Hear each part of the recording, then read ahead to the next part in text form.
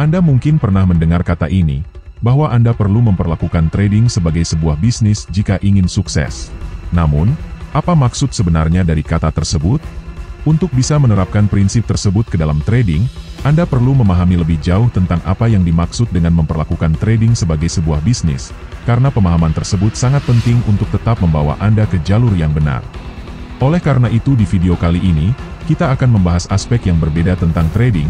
Saya yakin Anda akan mendapatkan wawasan baru tentang bagaimana cara meningkatkan taraf trading Anda ke level berikutnya, dengan memperlakukannya lebih seperti sebuah bisnis. Jadi tonton dan perhatikan video ini sampai akhir agar kalian mengetahui bagaimana cara saya trading seperti sebuah bisnis.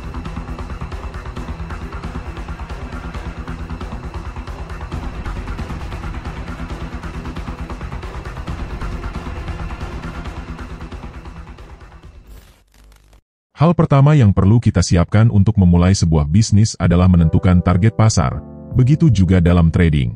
Untuk menjadi seorang trader yang sukses, langkah pertama yang perlu Anda lakukan adalah menentukan market apa yang akan Anda tradingkan.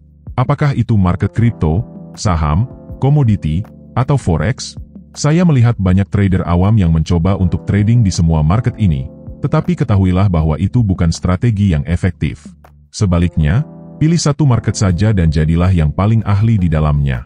Ini akan membantu Anda untuk lebih fokus dalam membangun bisnis atau trading Anda dengan arah yang lebih jelas. Jadi pilihlah satu market dan kenali market apa yang ingin Anda tradingkan, sebab pemahaman dasar tentang market yang Anda pilih sangat penting sebelum Anda memulai trading. Jika Anda belum memiliki pemahaman dasar ini, Anda perlu menghabiskan waktu untuk mempelajarinya terlebih dahulu. Ingat, pengetahuan adalah kunci keberhasilan dalam trading. Setup atau strategi Anda adalah produk dan layanan Anda. Setiap bisnis memiliki produk atau layanan berupa jasa untuk dijual agar bisa menghasilkan keuntungan, dan sebagai pembisnis tentu perlu mengetahui segala sesuatu tentang produk mereka, dari mana asalnya, bagaimana cara pembuatannya, apa manfaatnya, apa saja potensi kesulitannya, bagaimana cara meningkatkan produk mereka, apa yang diinginkan oleh pelanggan mereka, dan lain sebagainya. Pembisnis tersebut haruslah menjadi yang paling ahli dalam hal yang mereka tawarkan. Sama halnya dalam trading, sebagai seorang trader, setup atau strategi trading Anda adalah produk Anda. Apakah setup Anda terdiri dari pola klasik, indikator, price action, atau kombinasi dari itu semua? Apapun itu tidak menjadi masalah di sini. Yang penting adalah, Anda harus menjadi yang paling ahli dalam setup dan pola Anda. Anda harus mengetahui setiap detail kecil pada setup Anda, seperti kapan setup Anda bekerja paling baik, selama kondisi market mana yang tidak berjalan baik, di market dan time frame mana yang akan digunakan, bagaimana meningkatkan peluang, bagaimana mengatur stop loss dan take profit, kapan harus menggeser stop loss, kapan harus menambah posisi atau melepasnya, kapan harus tetap sabar menunggu, dan lain-lain. Sebagian besar trader tidak memiliki konsistensi dan jauh dari kata ahli karena mereka selalu mengubah pendekatan mereka. Menurut Anda, apakah sebuah bisnis bisa menguntungkan jika mereka mengubah apa yang mereka jual setiap minggu? Tentu tidak.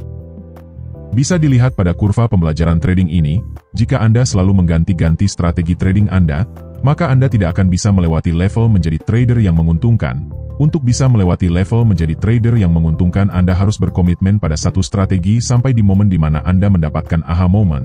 Setelah itu Anda baru bisa melewati level menjadi trader yang menguntungkan. Seperti contohnya pada pengalaman trading saya hanya trading pada pola yang sangat spesifik, sehingga sebagian besar trading saya terlihat sangat mirip. Ini berasal dari bertahun-tahun menghususkan diri mencari dan menganalisis pola atau setup yang sama setiap hari, tanpa berubah-ubah. Ini menunjukkan betapa pentingnya konsistensi dan spesialisasi dalam trading. Kerugian adalah biaya dan bagian dari menjalankan bisnis.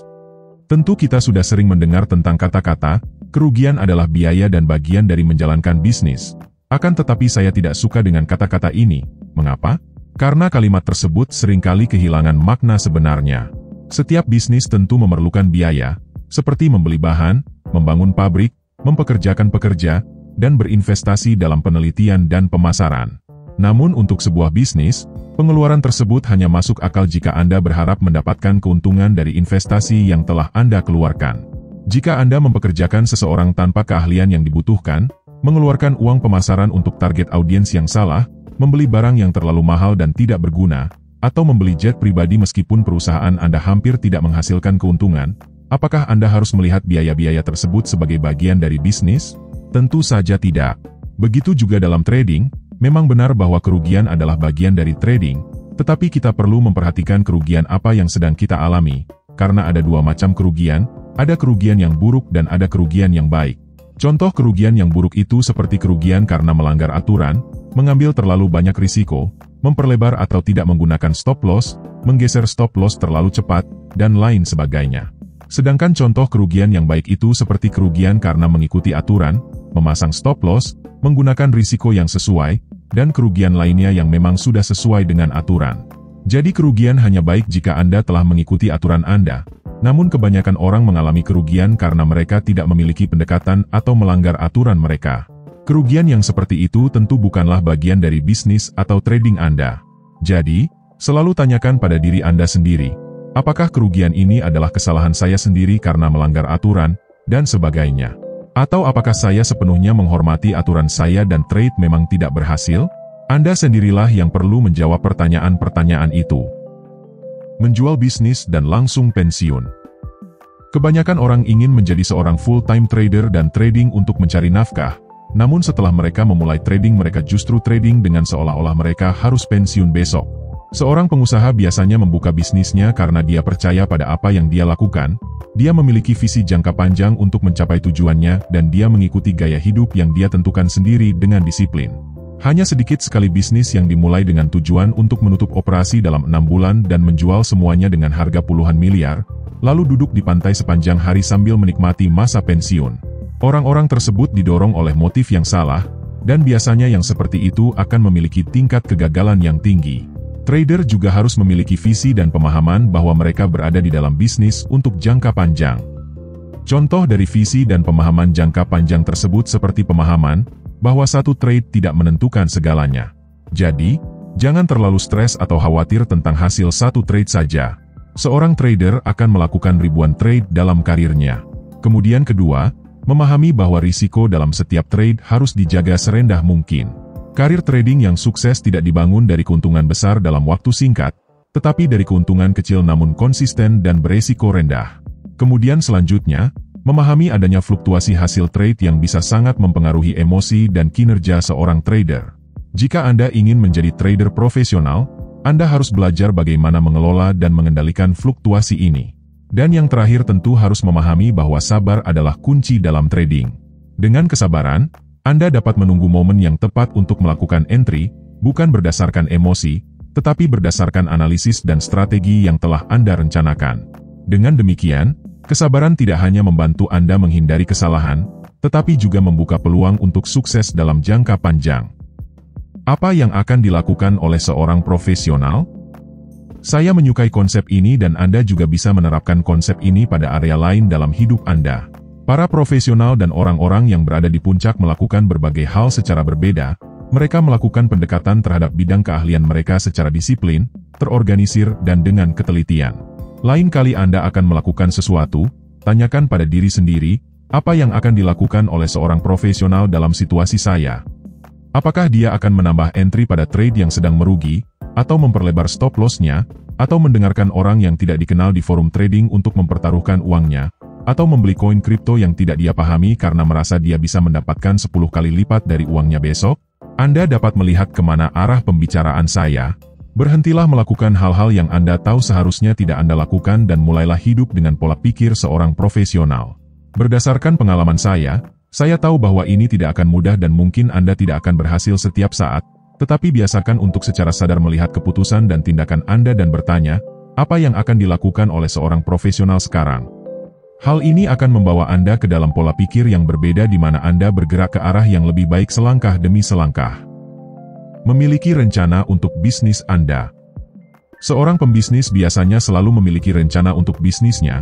Mereka tahu apa tujuan mereka, apa target mereka menganalisis biaya dan peluang, serta mengevaluasi proyek-proyek masa lalu dan menyimpan data akurat dari semua yang terjadi. Hal yang sama berlaku juga dalam trading. Seorang trader harus memiliki rencana sebelum memulai trading agar tidak menjadi impulsif. Misalnya untuk saya biasa duduk setiap akhir pekan dan setiap pagi untuk menganalisis semua pasangan mata uang forex. Saya menentukan time frame yang akan saya gunakan untuk trading dan kemudian membuat rencana trading saya.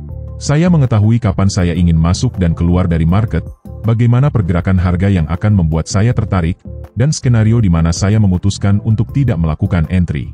Namun, semua ini hanya mungkin dilakukan jika Anda memahami produk dan layanan Anda, atau dalam trading adalah setup dan strategi trading Anda. Semua elemen ini saling terkait.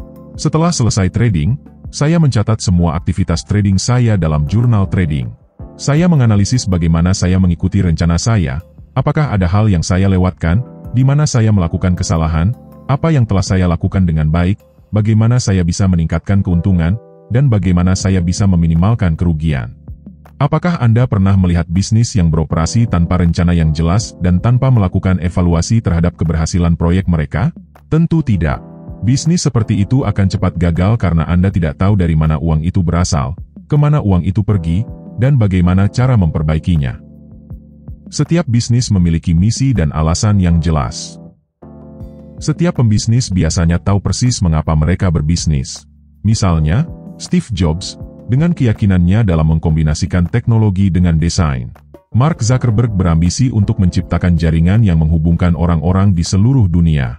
Elon Musk, dengan visinya yang berani, berusaha membawa umat manusia ke era baru dengan teknologi canggih. Sedangkan ketika saya bertanya kepada para trader mengapa mereka ingin trading, saya mendengar hal-hal seperti uang, mobil sport, bebas bepergian sepanjang waktu, jet pribadi, dan sejenisnya. Meskipun tidak ada yang salah dengan hal-hal tersebut secara umum, namun hal tersebut masih tidak cukup mendalam. Ketika Anda menghadapi hambatan atau tantangan pertama, motivasi yang hanya didasarkan pada keinginan untuk mendapatkan uang, mungkin tidak cukup untuk mendorong Anda terus melanjutkan perjuangan. Sebaliknya, pikirkanlah tentang mengapa Anda menginginkan uang sejak awal. Apakah Anda ingin tetap dekat dengan keluarga, melihat anak-anak Anda tumbuh besar dan bekerja dari rumah, mengurangi jam kerja namun mengerjakan lebih banyak proyek yang menyenangkan, memulai bisnis lain sesuai minat dan menjadikan trading sebagai penghasilan sampingan, atau Anda hanya terpesona dengan pasar finansial dan uang bukanlah tujuan utama? Apapun itu, pastikan untuk memahami sepenuhnya tentang hal tersebut, karena Anda akan lebih mungkin berhasil jika Anda benar-benar memahami mengapa Anda melakukan sesuatu. Dalam menjalani perjalanan trading, kita perlu mengingat bahwa kesuksesan bukanlah tujuan akhir, melainkan sebuah proses yang membutuhkan komitmen, disiplin, dan pengembangan diri secara terus-menerus. Dengan memperlakukan trading sebagai sebuah bisnis, kita dapat menemukan arah yang jelas, mengelola risiko dengan bijaksana, dan tetap berpegang pada visi jangka panjang. Jangan lupa, setiap langkah kecil yang kita ambil membawa kita lebih dekat menuju kesuksesan, dan semoga keberhasilan senantiasa menyertai perjalanan kita semua. Jadi begitulah akhir dari video kita kali ini. Jika kalian belajar sesuatu yang baru dan menyukai video ini, kalian bisa like video ini untuk menunjukkan support kalian, subscribe juga channel ini dan tekan tombol lonceng supaya kalian tidak ketinggalan video terbaru.